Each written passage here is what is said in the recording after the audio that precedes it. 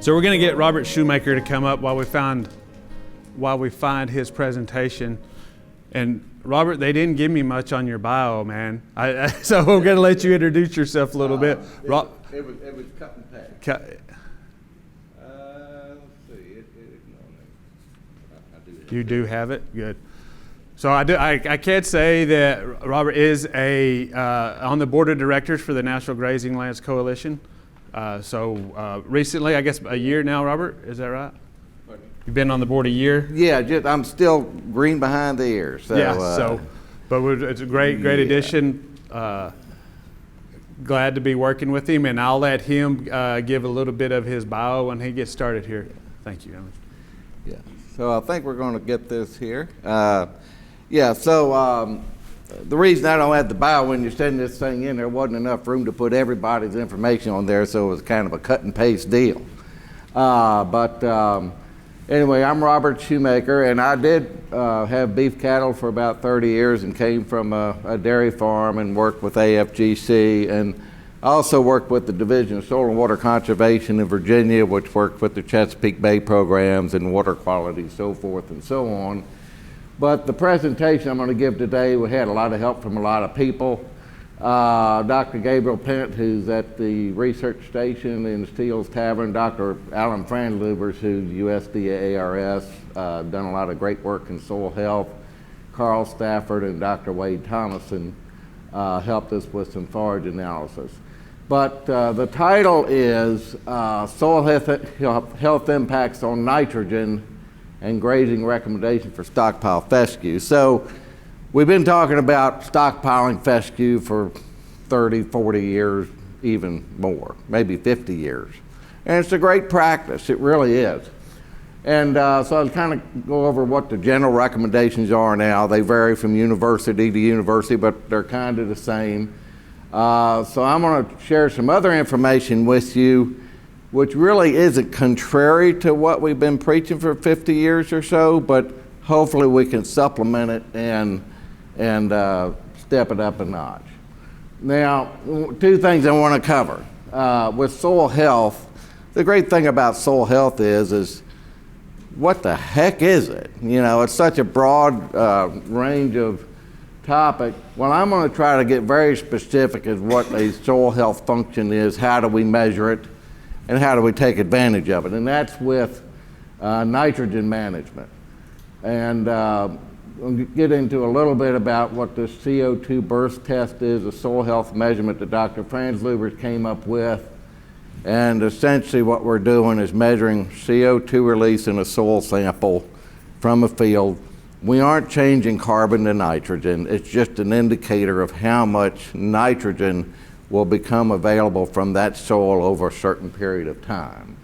And we've done some of those correlations. Why is that important? I just read this spring urea prices were $275 a ton. They're gone to $775.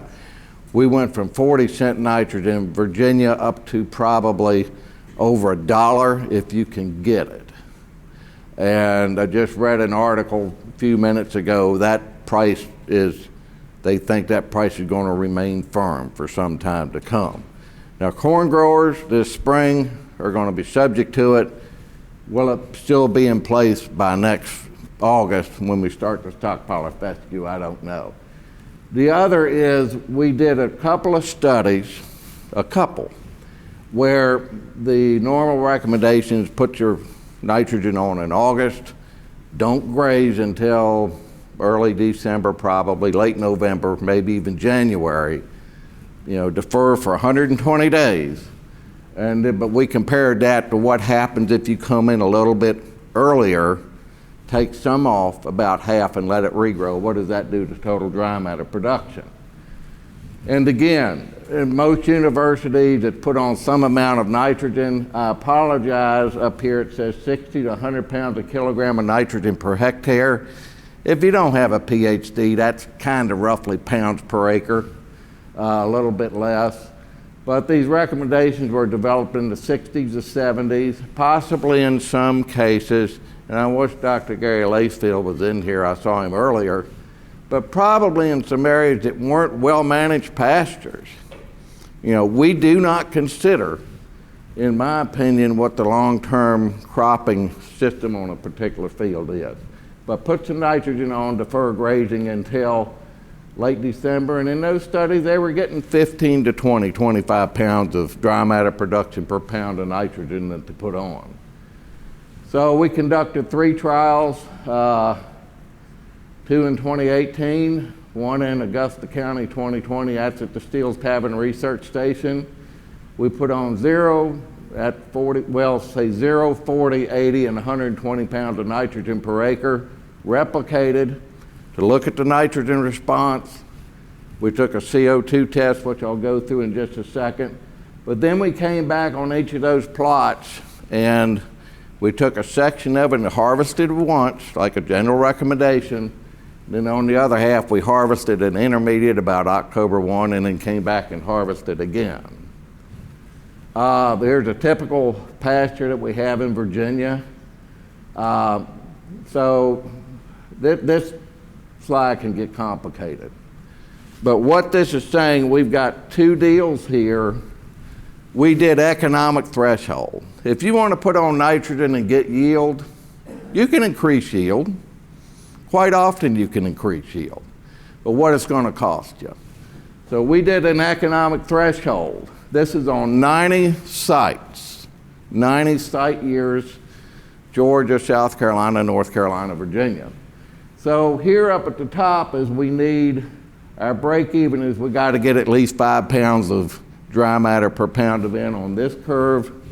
This is 10 pounds of dry matter per pound of N on this curve. As an example, 10 pounds of dry matter per pound of N or close to it, there's 1,750 pounds of dry matter in a ton equivalent of feed. So if we're getting this type of response, that means we're putting on 175 pounds of nitrogen to get a ton of feed. At $1 a pound, that's $175. You put that on over 5 acres, you've got $50 application cost. So your forage production is costing you $220 a ton.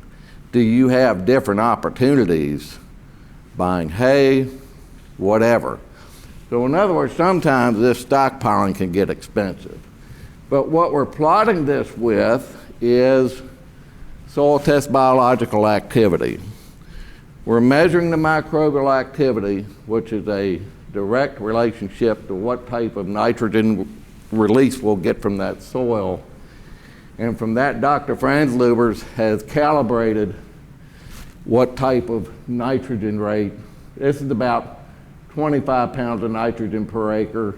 This is about 50. But as you can see, we aren't getting, this is not recommending much nitrogen. Nowhere near the 50 to 60 pounds that we're saying. Yes, sir. Yes, sir. So this one here is where we're getting about 4 to 5 pounds of dry matter produced for every pound of nitrogen we put on. This is 10. Now, and here where we need about 175 pounds of nitrogen to get a dry matter, a ton of hay equivalent, here we need 350. So you got some really good cows or some really good hay. But this allows the producer to adjust accordingly what he thinks that value of that feed is. But here, we aren't getting a call for a lot of additional nitrogen. A lot of these are on well-managed pastures. Yeah, John? So Robert, I'm reading the graph, and as biological activity goes up, the economical optimal nitrogen rate is dropping. Yes, sir. It is not a linear drop. The question is going to be, where are you typically seeing those soil test biological activities? And so you're probably around the 200 range or 300? Well, I would say we're seeing a lot of pastures in at least a 250 to 300 range. So that puts us at that $30 economic option. Yeah. Now let me be clear. There's a lot of these that are saying 0. But that's saying don't apply nitrogen, but in some of those cases, we're probably getting some yield response. It just isn't enough to even pay for the cost of nitrogen. But you're correct. Better biological activity, less nitrogen needed. What price reference was that chart used at? Was that at the... Say that again. What price reference of fertilizer was that chart? Well, It's drastically changed yeah. from last year. The beauty of that is you can take whatever you want. So you can say, my hay's costing me $200 a ton, and you can work it out, and then you can take your nitrogen cost. So the beauty of that is the producer can look at that number and fit it to whatever scenario he's dealing with. We did the same thing with corn production. This is a paper that Alan wrote. And you know, in Virginia, we start out with a pound of N per bushel of yield, regardless. And then we subtract off legumes, we tract off manures. We don't have a calculation to subtract off long-term cropping changes of the soil. But we have the same relationship with corn production. Normal is up around this top line, but as the price of fertilizer changes, we can adjust. But same principle, but we have it correlated for corn. This slide is confusing for some people, but this deals with the forage principle that I learned 40 years ago from Roy Blazer. This is just illustrated by Ed Rayburn. Deals with leaf area index. You know, if you don't have a lot of leaves, you don't have a lot of photosynthesis going on, you got to get the leaf area for light interception. That's when the plant really takes off. But over time, as that plant matures, those leaves get older, they're less photosynthetically efficient, plus you get some shading of lower leaves. So we want to keep our plant on that steep part of that curve where we're producing the most amount of dry matter every single day. This is one of the plots where Alan is harvesting. How do I go back here? Whoop. Yeah, okay. And this is Steele's Tavern. I don't think I skipped over anything. But we literally came in and cut these things. Once, one treatment was twice and one was just one time. Dang on it. Let me ask you a question. Are we, what type of nitro are we talking about? Ammonium nitrate? We use urea in these. Urea? I mean, how you? Yeah, let me get back here. My apologies.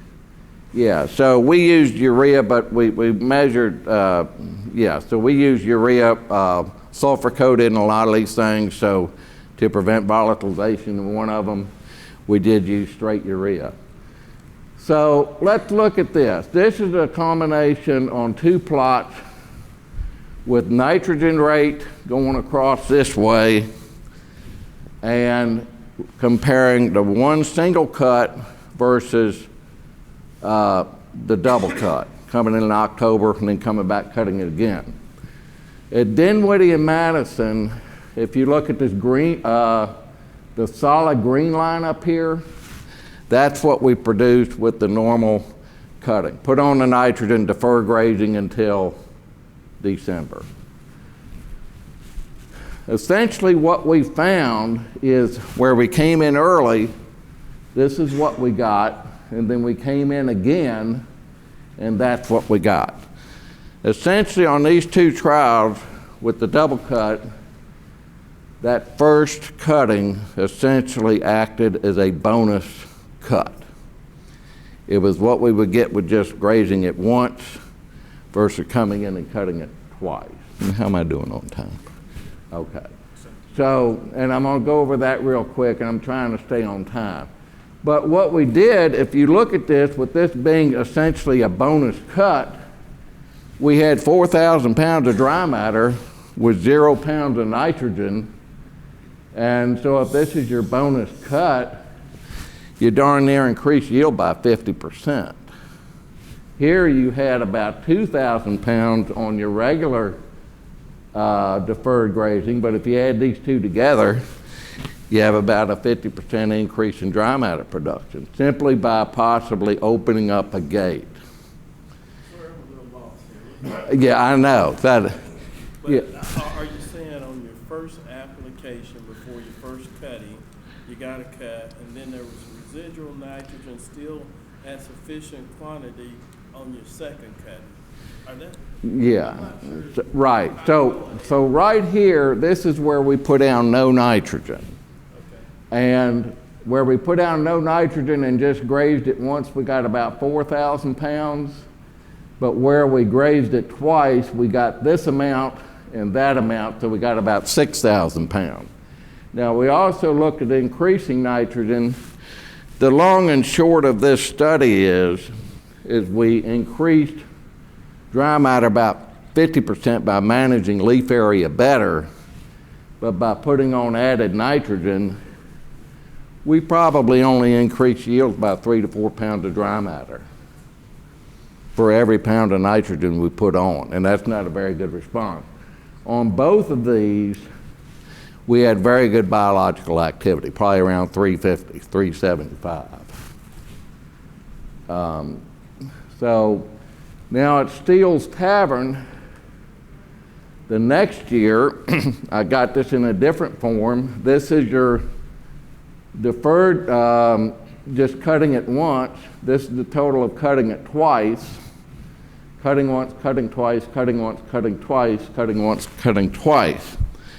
In each one of those, we got a fairly, not as big of an increase in dry matter production, but at least as good or better.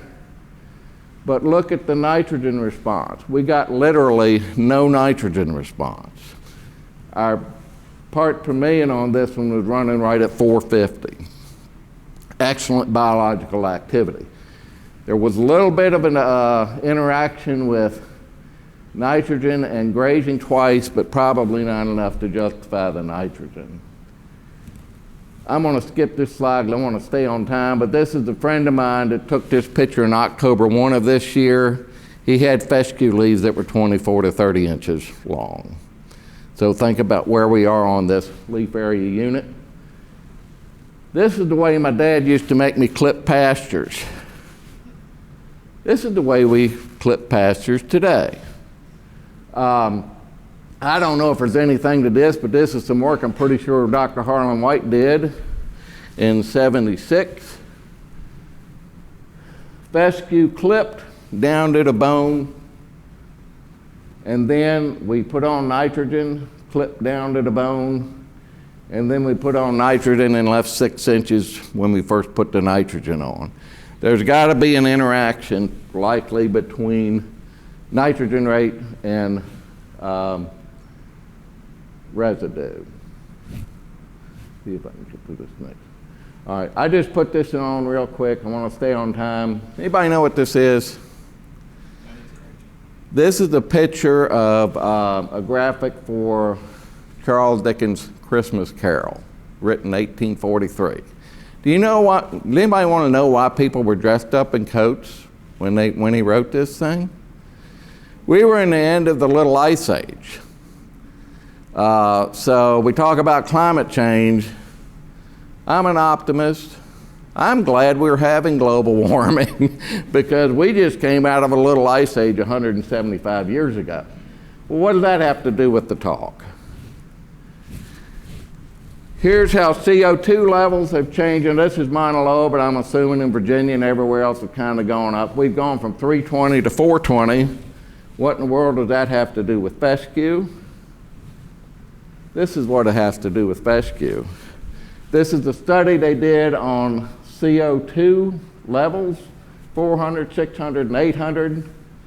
Fescue growth, if you look at that red line up there, we're increasing dry matter production when we increase atmospheric CO2 levels.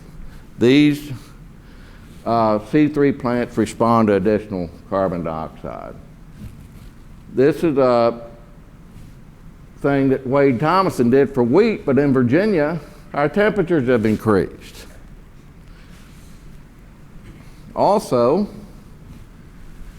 our annual rainfall has increased. My point is, compared to 40, 50 years ago, we probably have more photosynthetic opportunity to take advantage of in the fall today than we did 40 to 50 years ago. Therefore, shouldn't we be considering really taking a look at managing that leaf area index more efficiently so we can capture the most sunlight we can to create the dry matter? Nitrogen, how am I doing? You got 12 minutes. Okay, I'll be good. So we talk about nitrogen, and there really is, I think, a stigma of, gosh, if you don't put that nitrogen on, you're going to lose out on yield. I get it. And it made perfect sense when nitrogen was cheap. It isn't cheap anymore. Haymaking equipment isn't cheap anymore. But we don't look that much at what nitrogen does to aggravating concentrations in fescue. Now, this is just one study that Dr. James Rogers did. There are people brighter in this room that know more about this than I do, but what I think I'm seeing is you put nitrogen on, you can have a tendency to aggravate fescue toxicity. And one of the things I've gotten back from coming in and doing an early grazing is, well, you're putting those cattle out there before the frost hits and the aggravating concentrations on the fescue are higher. Well, I'm a contrarian. My point is, if you don't need the nitrogen, don't put the nitrogen on and don't aggravate the endophyte. And by the way, they're probably grazing on aggravating fescue anyway, unless you have a real good mix.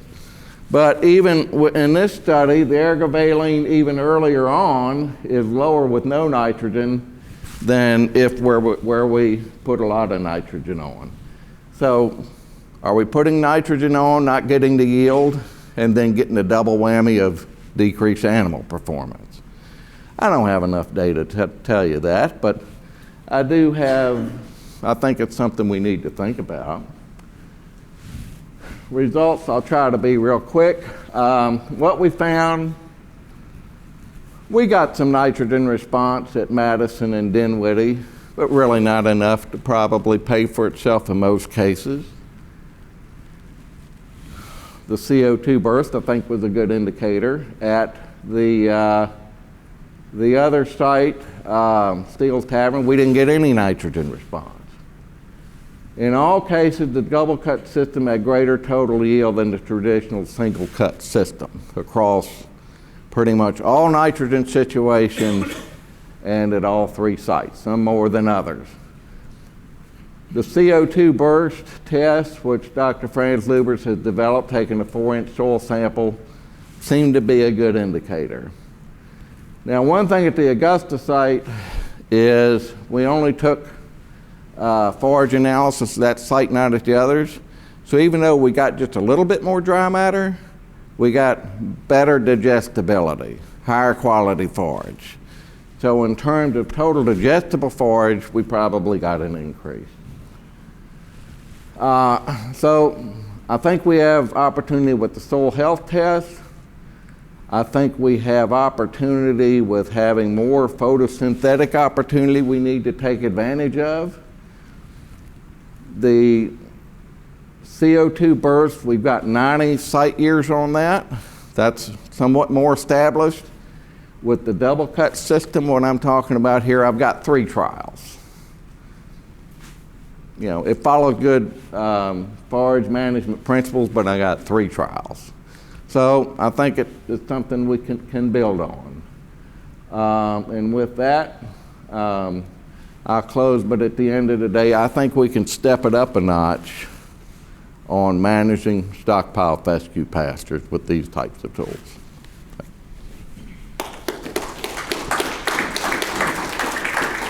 Thank you, Robert. We have any questions? I have one question about the CO2 burst test on those studies. Yeah, thank you very much. And I was somewhat felt pressed for time. I knew I had to get through. So on corn, if you do that, we're taking it pre-plant, which is great. But on fescue, we're taking it right before you put the nitrogen down. The only problem is sometimes it's damn dry and you can't even get a probe in the ground 4 inches. But we're taking it at 4 inches because that's where we think most of the biological activity is occurring. And Alan has that test. We may have some commercial labs developing it, but we're still, the researchers are still somewhat skeptical of it. But it's an indicator, and but maybe we'll have some other labs coming in to. I've seen some of those tests done with like eastern gamma grass in the central plains of the Yeah, CO2 burst. and what I will say is the early tests that came out, but they weren't correlated to anything. But what Alan will tell you, when you run this test, you got to run it right. You can't run it at 60 degrees one day and the next sample 72 degrees. You got to re-wet them right and treat them right. You got to be careful when you take these samples. Yes, sir. What was the management prior to starting the stockpiling on all these trials? I mean, for example, overgrazing and it's short before you start, you won't get much response no matter what you do, or if it's well managed going in, then the response is good if you don't do anything. So, what was the height of the fescue? How much stress was it under before Yeah. going in? I want to say the take-home point on this scenario is I heard the talk yesterday, regenerative grazing.